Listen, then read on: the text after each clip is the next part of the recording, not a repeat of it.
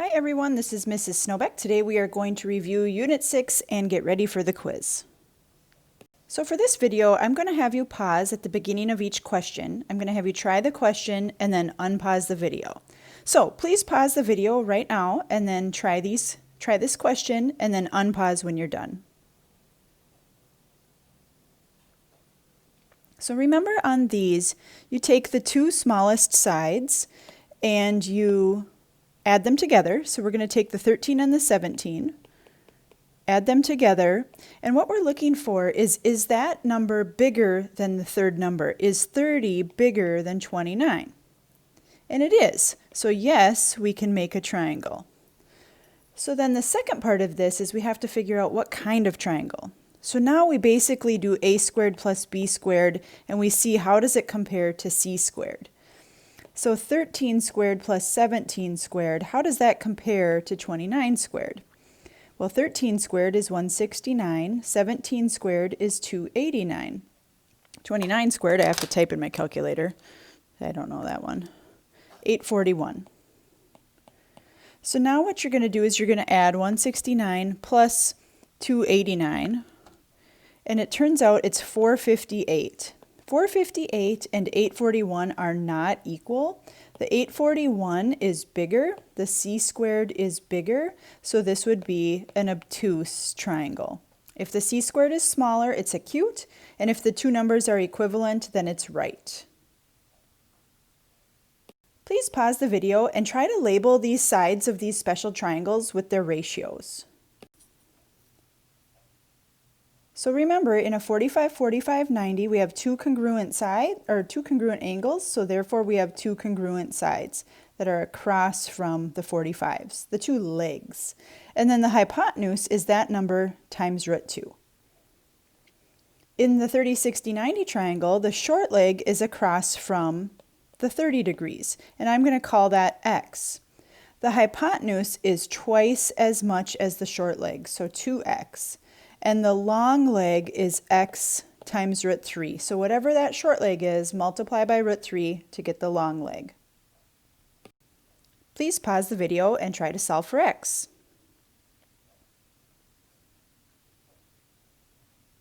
So although the angles aren't marked, we can see we have two sides with tick marks, which means the two angles across from them, if I go across here and across here, are also congruent. So this is a 45, 45, 90 triangle, even though the corners were not marked with 45.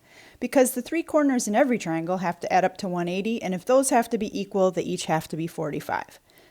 Now we're going to work backwards here and try to find a leg. So instead of multiplying by root 2, to find x, you're going to have to divide by root 2.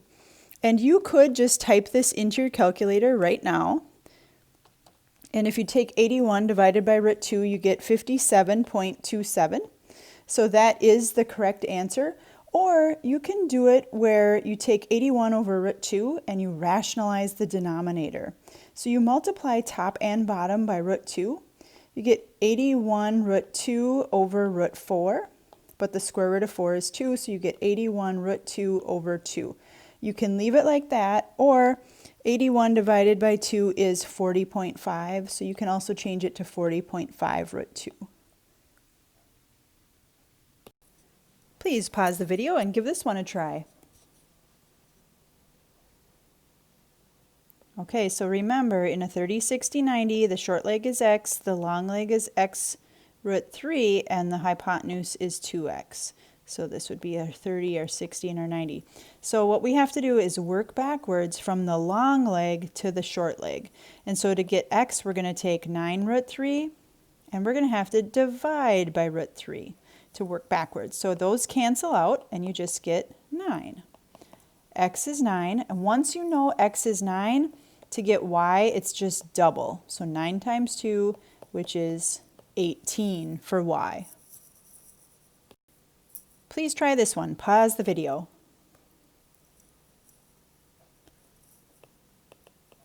So remember, geometric mean is when you set up a cross multiply problem, you set up a proportion, and you're going to multiply 54 times 8. So you're going to multiply these, and you're going to multiply x times x. So you're going to get x squared equals 432. Then you take the square root and you get plain old x equals 20.78. So that would be the geometric mean between 54 and 8. Please pause the video and give this one a try. So remember, this altitude is the geometric mean between the 14 and the x. So the 10 is the thing you use twice. So you're going to go 14 over 10 equals 10 over x. You always use that altitude twice.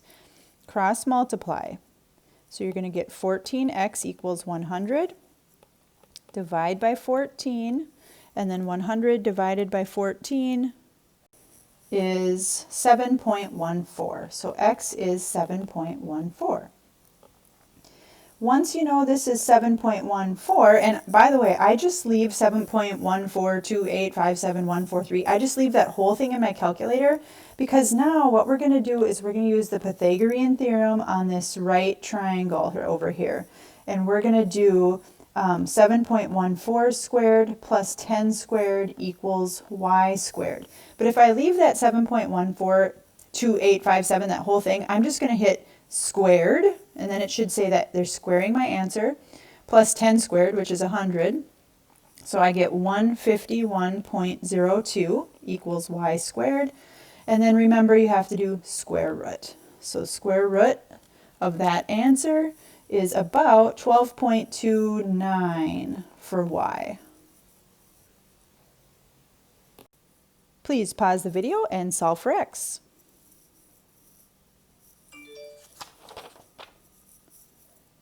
All right, we are on SOHCAHTOA, so take a look at your angle. The 4.5 is the hypotenuse. Oopsies, I think I'm supposed to have a 90-degree mark there. Pretend that was there. So the 4.5 is across from the 90, so that's the hypotenuse. The x is opposite of the angle we're working with. And so opposite and hypotenuse. Think about SOHCAHTOA and choose one of the trigonometric ratios. The one with the O and the H is so. So sine of 40 equals x over 4.5. Multiply both sides by 4.5. These cancel out, and now you're going to type in your calculator 4.5 sine 40, and you get x equals 2.89, and it would be meters.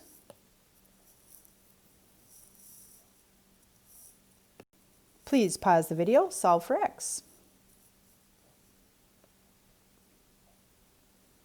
So again, we have opposite and hypotenuse.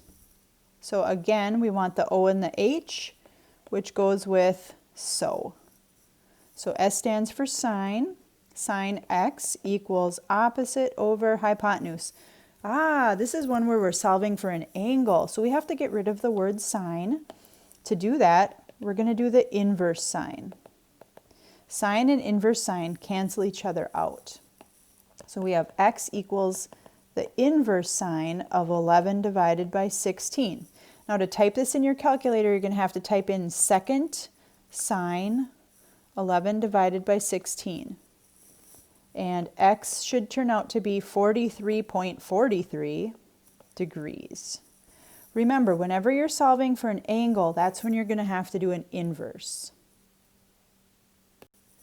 Okay, let's try this one. Solve for x. So you've been doing so much SOHCAHTOA, I hope you didn't forget about a squared plus b squared equals c squared. Just do regular Pythagorean theorem here. You have two of the sides, you need the third.